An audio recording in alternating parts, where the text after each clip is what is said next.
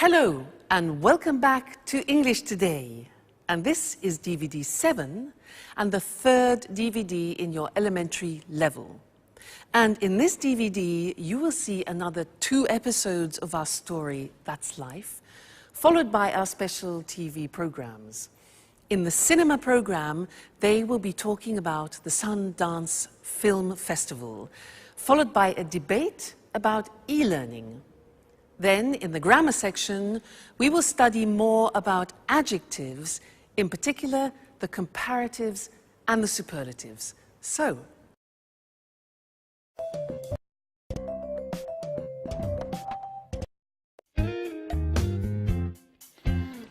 well, guys, why don't we go to the cinema tonight? That's a great idea. What's on? Well, there's the new film with Schwarzenegger. That should be good. You're joking, right? No, I'm not. What would you suggest? How about going to the disco? The disco. Are you crazy, Alice? That's not even music. That's simply noise. Come on, Peter. It's Saturday night. We have to do something special. Something exciting.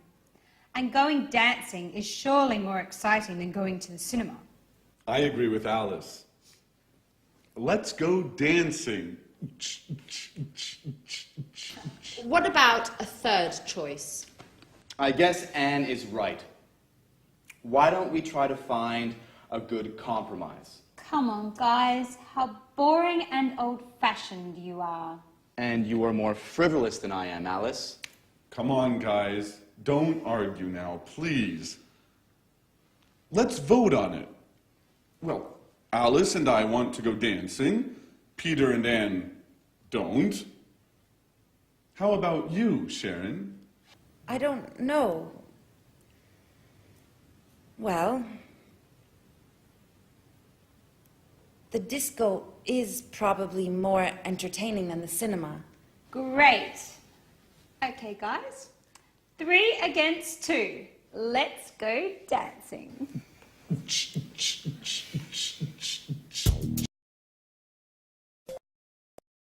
hello and welcome back to English Today for some more English. Now, what would you prefer? Discotheque or cinema? Dancing or a film? Well, we're going to look at comparatives now. I have to buy a camera and I need to choose one. I have to make a choice, so I have to compare 2 different types. Here I have 2 types, look. This one here and this one here. Now they're quite different. Listen to the language I use when I compare them, okay? Now, this camera is smaller than this one. This is really quite big. It's bigger than this. And it's also heavier, this camera, than this one. This is a light camera, so it's lighter than this model. Now this model looks more sophisticated and probably more artistic than this one. Whereas this one looks more practical, but maybe less complicated. What do you think? What else? Well, this is definitely more expensive than this one. This is probably cheaper, I think, because this has a big lens as well. So, I'm not sure. What do you think?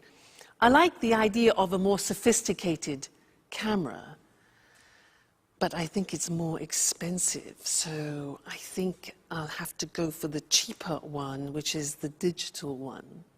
I think I'll choose this. All right? Good. Now, let's go and have a look at the language and see how we formulate comparatives in English. All right? If you have a 1-syllable word, you remember 1-syllable words like cheap, small, hot, high, then to make the comparative, it's easy. We add ER to the adjective. So cheap becomes cheaper. Small becomes smaller. Hot becomes hotter. Notice we double the T. High becomes higher. So some examples are the new model is lighter than the old model, or London is safer than New York. Today is hotter than yesterday. All right, so those are adjectives with one syllable. But what happens if you have adjectives with 3 syllables or more? Look at the examples. Interesting is an adjective with 3 syllables. Interesting, no, 4 syllables. So it becomes more interesting. You see what happens? We put more in front of the adjective. So more interesting. Difficult. How many syllables? Difficult, difficult. Okay, so it becomes more difficult. Therefore, the example we have next is the new model is more practical. Or London is more expensive than Madrid, for example. This test is more difficult than the last test. So you see, how we formulate the comparative depends on the adjective that we use. If it's a 1-syllable adjective, we add er, cheap, cheaper. If it's 3 syllables or more, we add more in front of the adjective, like more difficult. Okay? Now, we are going to go back to that slide where the girls are getting ready to go dancing. They use a lot of comparatives in the conversation. Listen carefully and try and recognize them. Okay? Great. See you next time.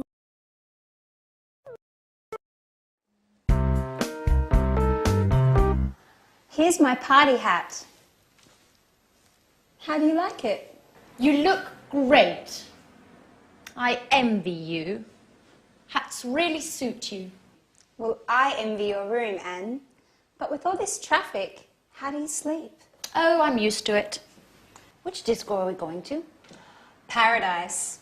It's a new disco on King's Road. It's very nice. Did Tom and you go there together? Yes, we went last Saturday. We spent a nice night together. Maybe I asked the wrong question. You don't like Tom, do you? He's boring.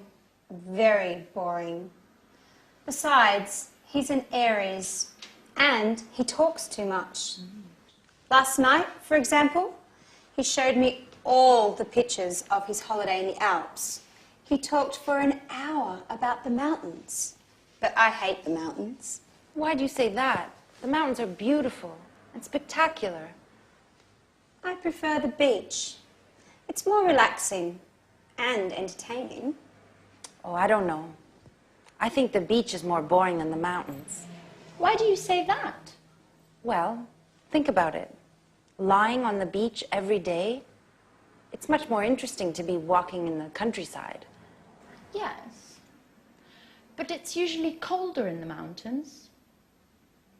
I think the beach is also more romantic. Girls, stop talking nonsense. How do I look? You look very pretty, Alice. Thanks, Sharon, but you look better than me. No, how can you say that? You're much more tan than I am. Yes, but you are in better shape. And me? How do I look? You are very pretty too, Anne. I'm sure I'm not nearly as beautiful as you. Come on, guys. Stop making stupid comparisons. Let's just say that we're all different. Hey, girls. Okay, are you ready? I need your advice. Which shirt is better according to you? The red one, it's much better than the blue one for a disco night. And you, Sharon?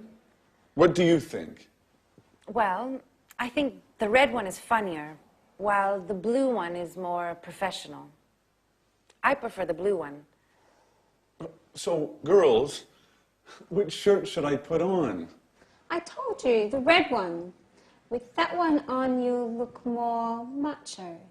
Yes, macho. That's the right word. Really? Macho? I like it. Okay, I'll put on the red shirt. Do you agree with Alice, Sharon, about being macho, I mean? Come on, Jack. It's late. The disco's waiting for us.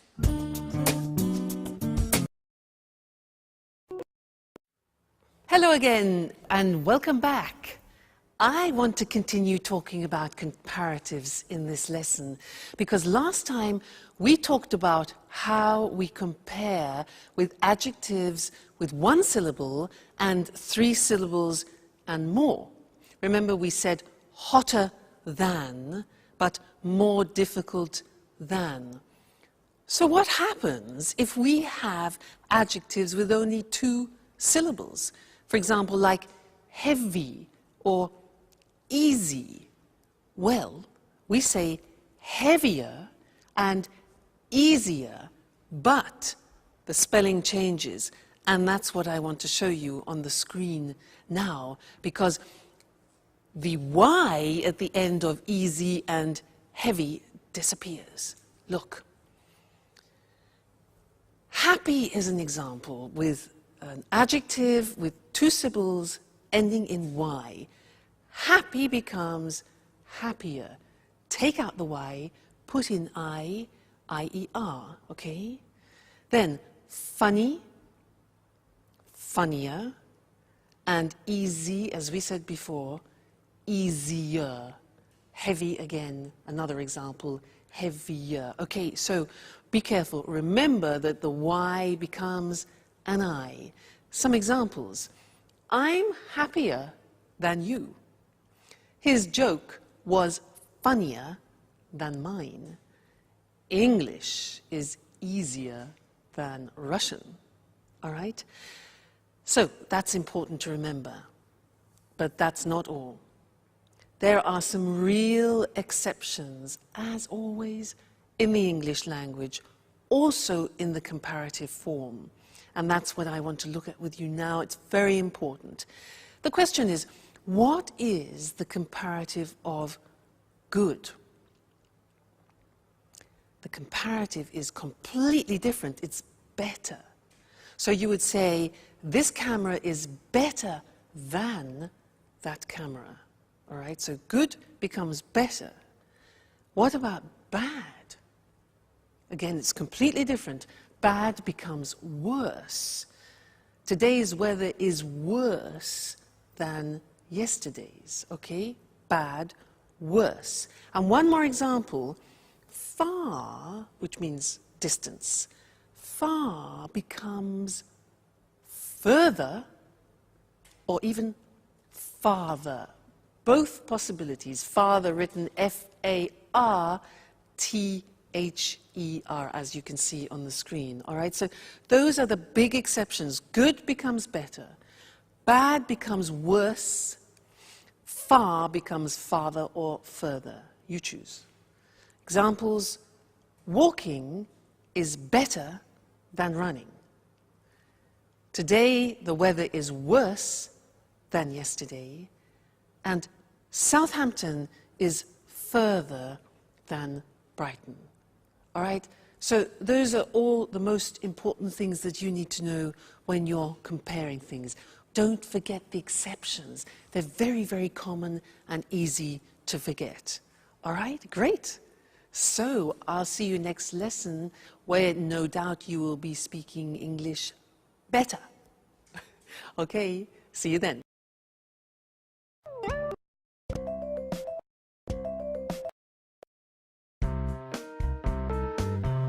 So, Tom, which do you think is the best?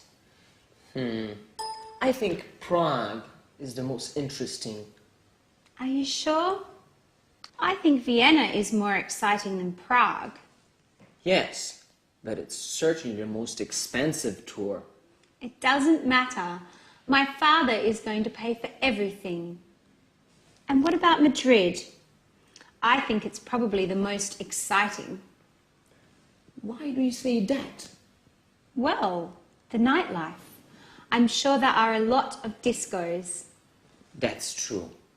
But it is certainly the hottest city. You're a good friend, Tom, but you are so boring. I don't really care about the weather. I just want to enjoy myself. This trip is my father's birthday present to me. I want to go to Europe's most interesting city, but also the most special and the most entertaining one. I see. Well, I think all three are interesting cities. Hi, guys. What are you doing?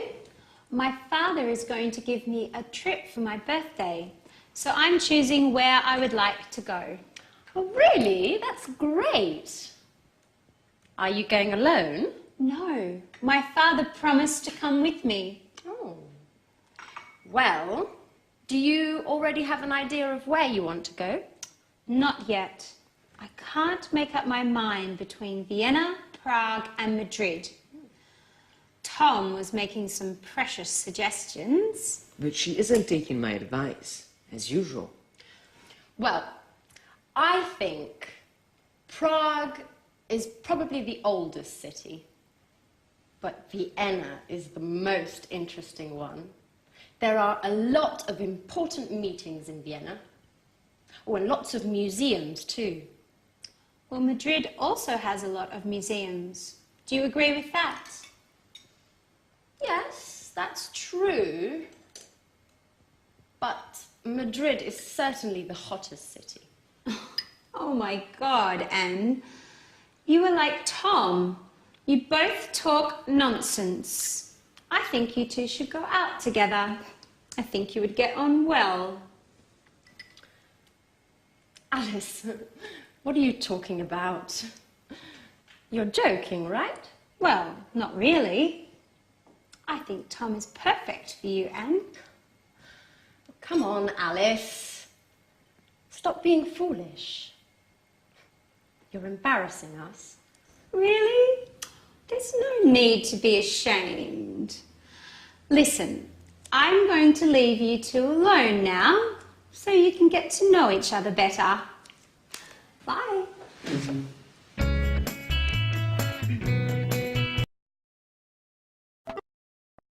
Hello again. Now that's an interesting couple. Tom, who is an obsessive museum goer, Anne, who is an obsessive cleaner. Put them together, and what have you got? The cleanest museum in the world. Now, the cleanest is an example of the grammar form of the superlative, and that's what I want to look at with you now. I want to give you some examples, so listen carefully to what I say, all right? Good. So, good morning, ladies and gentlemen. Are you having problems opening your bottles? Well, I have the solution for you. Here it is. A revolutionary bottle opener. This is a bottle opener. Have you been using these old models like this and been having problems? Well, this is the most intelligent and the most revolutionary bottle that you can find. Bottle opener, it's called, okay? So, how does it work? You take your bottle of wine. You open it up like this. You open it here. You put it on the top of the bottle, like that, over the cork. Then, in this position, you see, hold it strong. Take the lever like this, and you pull over like that. Okay? Takes a little bit of effort, but not like that one. Then, you push it back, and what happens? Bingo! Out comes the cork. Then, the same action, hold it tight, pull it over, the cork comes out, and we are ready to drink. This is, ladies and gentlemen, the most effective, the newest, the quickest, the smartest, and the most revolutionary bottle opener that you will ever find. And it's the most economical.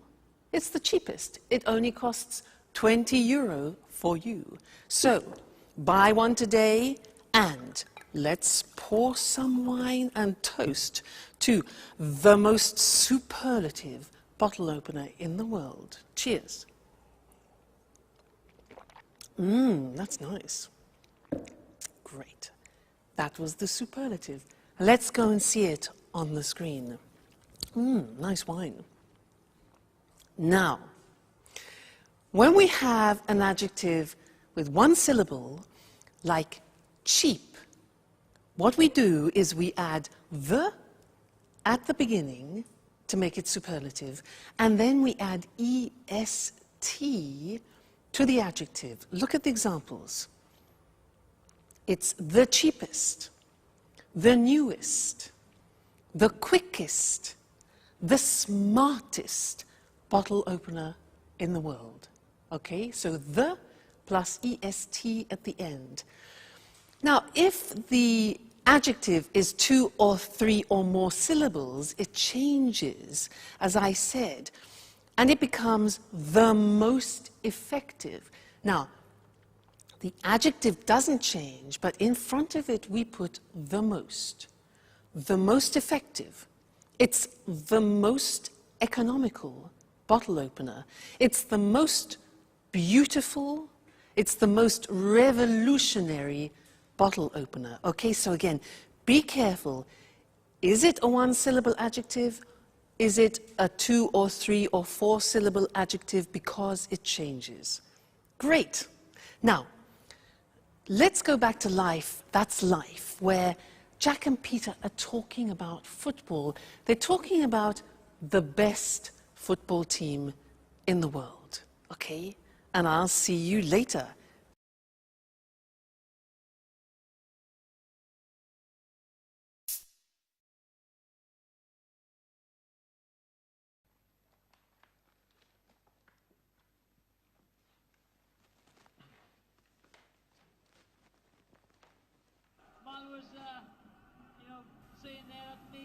Hey, Peter. Did you see the match yesterday evening? Which match?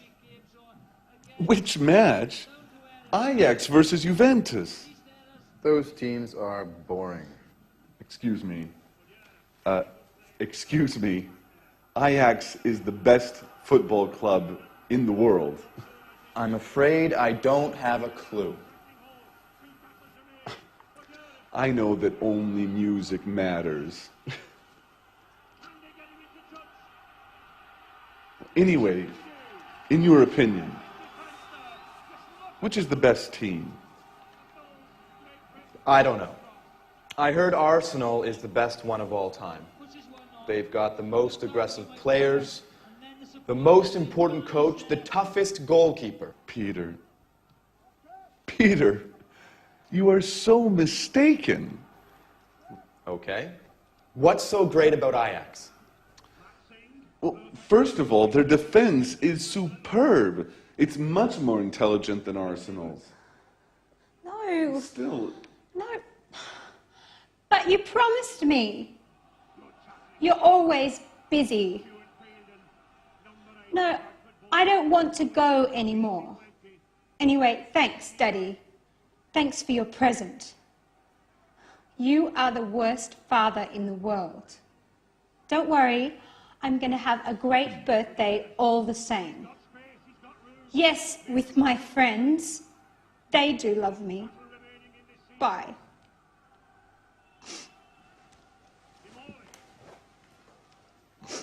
is everything okay, Alice? No, nothing is okay. My father keeps on being the same. Oh, come on, Alice. Don't cry, please. Tell us what happened. Well, you know, I told you my father decided to give me a trip for my birthday. Well, he promised to come with me. And just now, he told me that he can't anymore because he has some important work to do, as usual. Oh, don't be angry with him. Even if he has something important to do, you can leave for your trip anyways. No, I don't want to go anymore. Well, don't worry, Alice. We are going to give a big party for you. Isn't that true, guys? Absolutely. Yes, of course. You are the most brilliant, the smartest, and the funniest roommate we've ever had. Even if sometimes you are a bit lazy. You need a special party. Thanks a lot. You are the best friends in the world.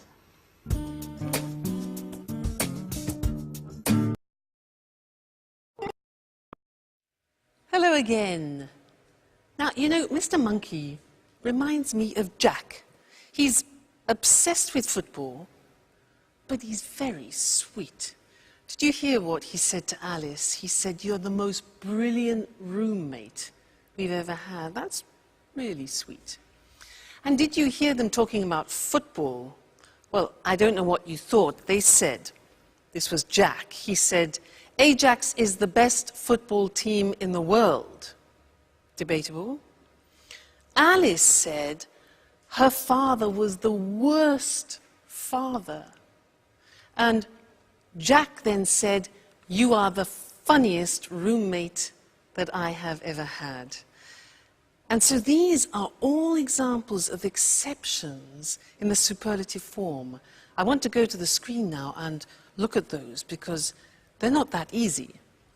So, look at the first example. With adjectives ending in Y, we remove the Y as we've learnt before, and we add I-E-S-T.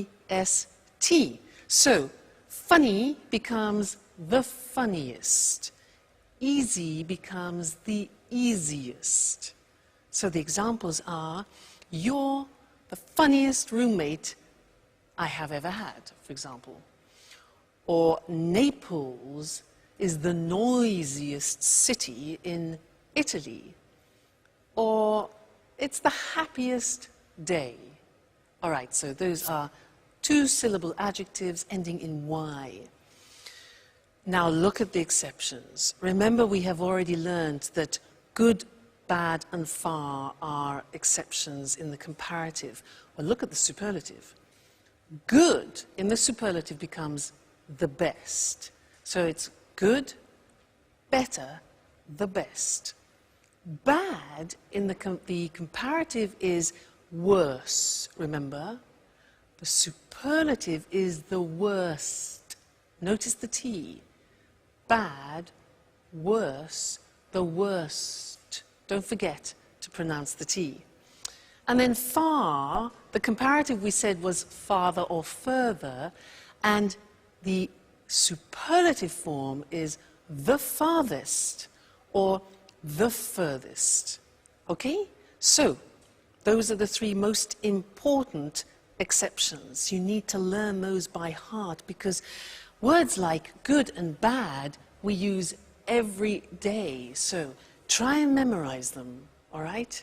And I'll see you in the next lesson. Bye.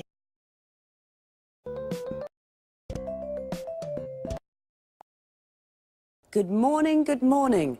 Welcome to this week's edition of Talk Cinema. Here in the studio with me is Sanjeev Gupta, our cinema expert. Good morning, Sanjeev. Good morning.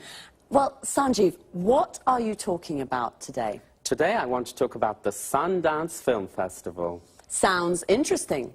I've heard of the Sundance Festival. What exactly is it?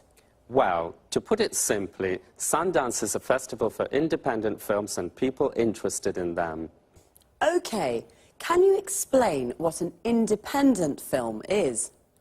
Independent films, sometimes they're called indies, are films that don't come from the major Hollywood studios. They're produced and financed by the directors themselves, and they're usually low-budget productions.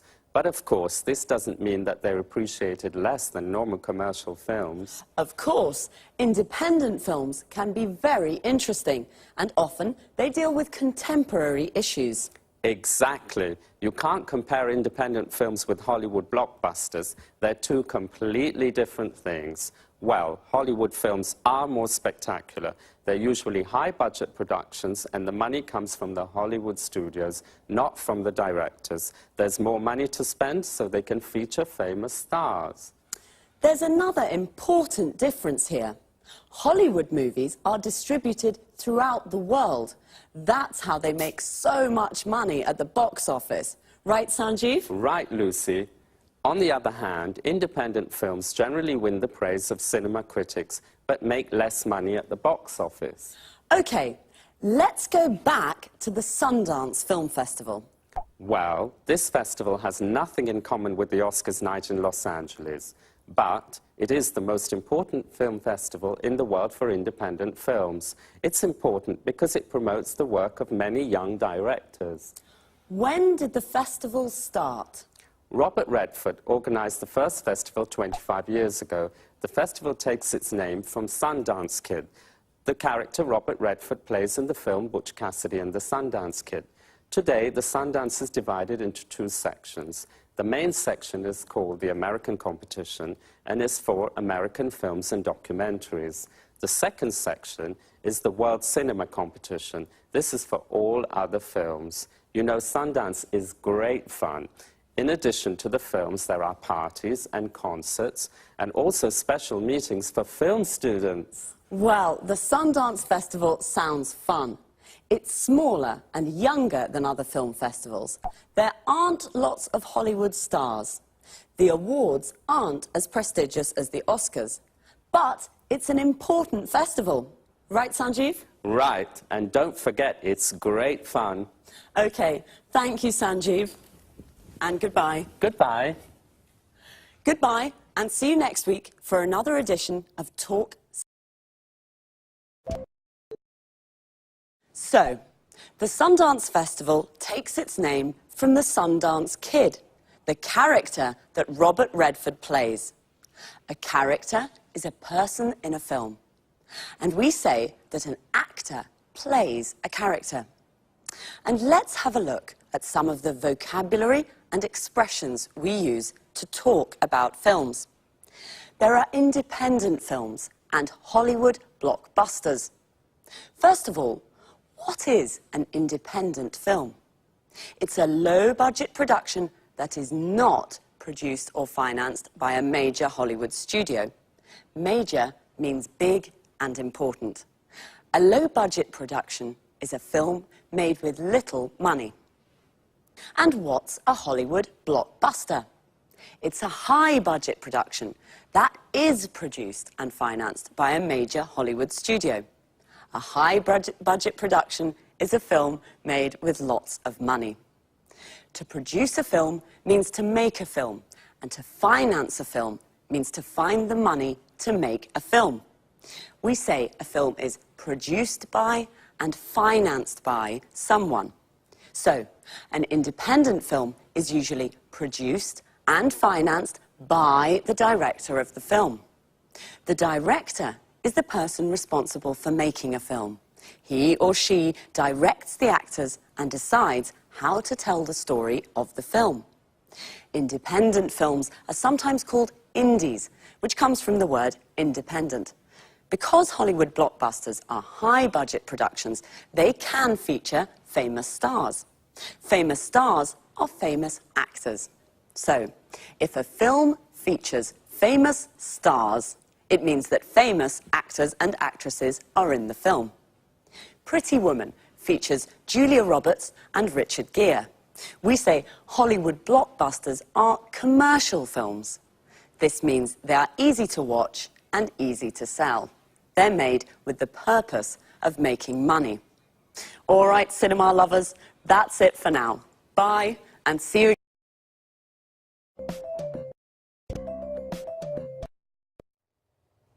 Hello, welcome to this week's edition of Let's Talk, the Saturday evening debate with our commentators Tom and Marie. Good evening. Tonight I'd like to hear your thoughts about e-learning. You know, when I was a teenager, I hated school and studying. As you can imagine, my exam results weren't very good, so I couldn't go to university. Now, I'd like to study philosophy, and I'm thinking of taking a distance learning course using my computer and the internet. Well, e-learning. The E means electronic, so e-learning is electronic learning. This is a new and convenient way of studying. Many universities around the world now offer distance learning degree courses via the internet. You can take a course from a university in England or in the States without leaving your home. That's true, but you need to have a lot of motivation to take an e-learning course. Why? Well, good time management skills are very important for successful e-learning. You mustn't waste time. You must study a little every day. It isn't always easy, especially if you work. Okay, e-learning courses can be more difficult. Traditional courses can be better. But there are many advantages to studying for a degree at a distance. What are these advantages? In fact, let's talk about the advantages and the disadvantages of e-learning. Okay, one advantage, you can study when you like and where you like. I see. So it's a flexible way of learning. Exactly. Another advantage is that e-learning gives people a second chance to take a university course without giving up your job. You can study and work at the same time. I'm sorry, Marie, I don't agree. When you work, it can be very difficult to find time to study. Besides, students can feel lonely and isolated when they study by themselves. Wait a minute. This is where the electronic part helps. There's lots of interaction with other students and course tutors. Some courses use virtual classrooms to teach small groups. You can see your tutor and other students on your computer screen. You can talk with them and use text chat or email and discussion forums too. Today, most courses include study skills information on how to study well at a distance. Okay, but some course materials can be really boring, just like reading books online. And some e-tutors are very inexperienced and don't know how to teach in this new way. And remember that dropout rates are high for e-learning courses. Yes, I agree with some of what you say, but good multimedia course materials can be very stimulating as they use audio, images, and text together to teach. Okay, I see that you both have strong opinions on this topic. This discussion is very interesting, but I'm afraid we've run out of time. So, e-learning, the new independent way of studying with advantages and disadvantages. My philosophy course? I'll have to think. So, goodbye to our commentators, Marie and Tom. Goodbye. Goodbye. And goodbye to you. And see you next time on our discussion group. Well, I'd like to take an e-learning course, but I'm not sure that I have the motivation I need. Notice how we say to take a course. For example, to take an English course means to study English. To take a distance learning course means to study from home. If I take an e-learning course, I can study at home and send my work to my course tutor via internet. The course tutor is the teacher for the course. Most people go to university. To go to university means to study full-time at a university. We can also say someone is at university. For example, I'm at university means I'm studying for a degree at a university. A degree is the qualification you get when you complete a university course. A degree course can take from 3 to 5 years, depending on the subject you study. I wanted to study philosophy at university. We say to study a subject at university. For example, my friend Sasha is studying mathematics at university. We can say she goes to university. She's at university. She's studying mathematics at university. She's taking a mathematics degree at university. We can also say she's studying for a degree in mathematics. Notice we can say either a mathematics degree or a degree in mathematics. With e-learning courses, people study for a degree at a distance. This means they study at home. They don't go to the university to study. But Tom said the dropout rates for these courses are high. The dropout rates is the number of people who don't finish the course. The verb to drop out means to not finish a course. We can say to drop out of school or to drop out of university. Okay, well, study hard, and I'll see you on Saturday for another edition of Let's Talk.